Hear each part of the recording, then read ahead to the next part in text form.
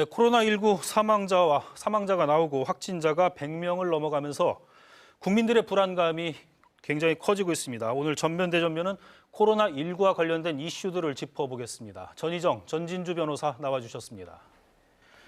네, 먼저 그 31번 환자 논란부터 좀 짚어보겠습니다. 신천지교회 예배를 다녀왔고 서울 강남 워크숍 등을 배회하면서 이제 슈퍼 전파 사건이 됐는데 의사가 코로나19 검사를 2차례 권유했지만 모두 거부했단 말이에요. 이 거부한 행위에 대해서 좀 처벌해야 된다라는 여론도 일부 있고, 그런데 실질적으로 이제 처벌할 수 있는 권한, 그 법률은 없는 걸로 알고 있는데 전진주 변호사께는 이런 경우 처벌 법안이 필요하다고 보십니까?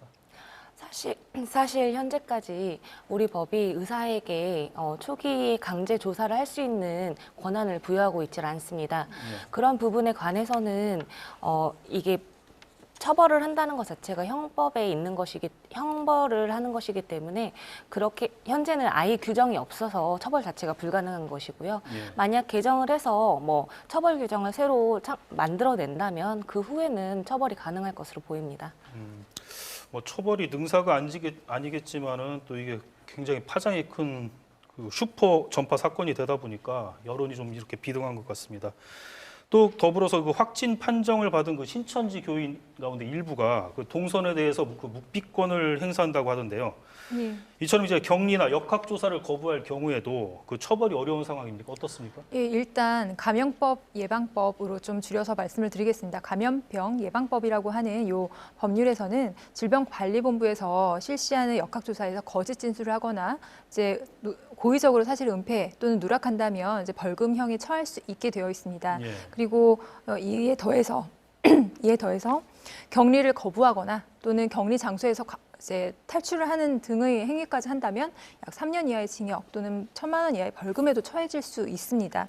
다만 이 현재 31번 환자와 관련해서 약 1,000명 가까운 신도가 밀접 접촉자로 생각이 되고 그에 대한 역학조사가 이루어지고는 있는데 그 교리 전파 방법의 특성상 그 조사 대상이 된 교인들이 제대로 동선을 말하지 않거나 묵비권 행사하는 경우에는 이제 처벌할 수 있습니다만 그 규정이 제가 아까 말씀드린 3년 이하의 징역은 이제 격리 장소에서 탈출한 경우이고요. 그게 아니고 이제 정보를 은닉하거나 이제 이야기를 하지 않거나 허위로 정보를 말한 경우에는 200만 원 이하의 벌금으로 규정이 되어 있습니다. 그래서 실질적으로 이제 어떤 처벌의 위험성 때문에 본인들이 이제 포기하고 그 부분을 포기하고 말을 할까 하는 조금 의문이 드는 것이 사실입니다. 그러니까 처벌의 수위가 좀 낮다 이런 말씀이시네요. 그런 것도 있습니다. 그러니까 지금 말씀하셨듯이 이제 코로나19의 전파와 위험성이 좀 너무 강하다 보니까 이제 방역도 이제 새로운 대응이 좀 필요하다 이런 여론이 제기되고 있는데 마침 오늘 국회 보건복지위원회에서 감염병 예방법과 검역법 그리고 의료법 개정안 일명 코로나 3법이라고 하죠. 이게 통과됐습니다. 이게 일주일 뒤인 27일 본회의에 상정될 예정이라고 하는데 어떤 법률인지 좀 자세하게 좀 설명을 해주시겠어요? 사안이 긴급하다 보니까 이 부분 이제 빠르게 본회의 통과될 것 같습니다. 감염병 예방법에서는 그 감염병 의심자 또는 접촉자에 대한 입원과 격리 조치를 할 수 있는 근거가 마련되어 있습니다. 즉 현재는 격리 조치를 거부하고 돌아다니는 경우에 이제 강제할 수 있는 수단이 없기도 했고요. 그 격리 조치를 할 수 있는 근거 조항도 없었습니다.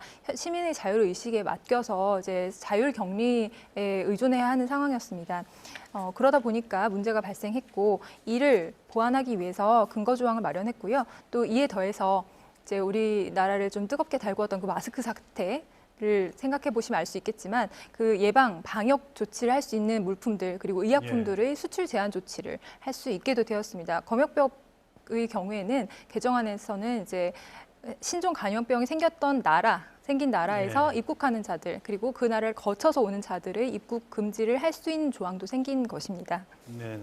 지금도 발병국을 거쳐서 입국한 국외자, 그러니까 내국인이든 외국인이든 입국 금지 조치에 대해서 말씀을 하셨는데 실질적으로 지금 대학가 같은 경우에 신학기가 되면서 이제 중국인 유학생들이 지금 대거 들어오고 있거든요. 여기에서 지금 학교별로 지금 사실상 난리가 난 상태라고 합니다.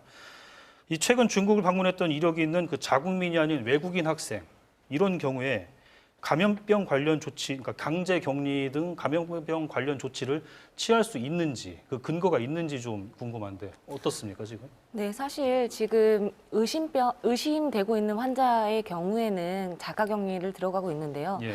우리나라의 경우에 31번 환자를 볼 수 있듯이 자가격리가 강제성이 있는 게 아닙니다. 자율의사에 맡겨져 있기 때문에 문제가 되고 있습니다.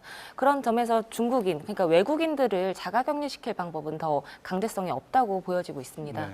뭐 각 대학별로는 기숙사를 전부 중국인들한테 배정을 하고 뭐 CCTV를 설치해서 나가는 걸 검사하겠다라고 예. 하지만 만약 중국 유학생들이 이를 어긴다고 했을 때는 이를 처벌할 규정이 사실상. 없습니다. 아, 그렇군요. 네, 알겠습니다. 그리고 이제 코로나19가 이제 지역 감염이 이제 확산되다 보니까 사실상 이제 사실 현실화됐잖아요. 그러니까 예. 대전 같은 경우도 뭐 가짜 뉴스가 뭐 지금 계속 돌출적으로 나오고 예. 있고 기자인 저희들도 헷갈리는 상황인데 가짜 뉴스를 처벌하면 그러니까 가짜 뉴스를 유포하면 어떤 처벌을까지 받을 수 있을까요? 예, 사실 이 사태가 심각해지다 보니까 사람들의 그런 우려를 이제 빌미로 삼아서 SNS 등을 통한 허위 뉴스가 자꾸 퍼지고 있는 상황입니다. 예. 현재는 경찰이나 수사기관에서도 계속 경고 메시지를 보내고 있습니다. 가짜 뉴스를 제작하는 사람에 더해서 그 가짜 뉴스를 이제 죄의식 없이 퍼뜨린 유포자까지 전달자까지도 엄중 처벌할 것이라고 선언을 하고 있는데요. 이런 허위 정보를 유통해서 정보통신망법상 허위 정보 유포 혐의가 인정된다면 7년 이하의 징역 또는 5천만 원 이하의 벌금형까지 가능합니다. 각별한 주의가 필요할 것이라고 생각이 되네요. 형량이 꽤 세군요. 예, 그렇습니다. 네, 오늘은 코로나19와 관련해 여기까지 이야기 나눠보겠습니다. 두 분 고맙습니다. 예.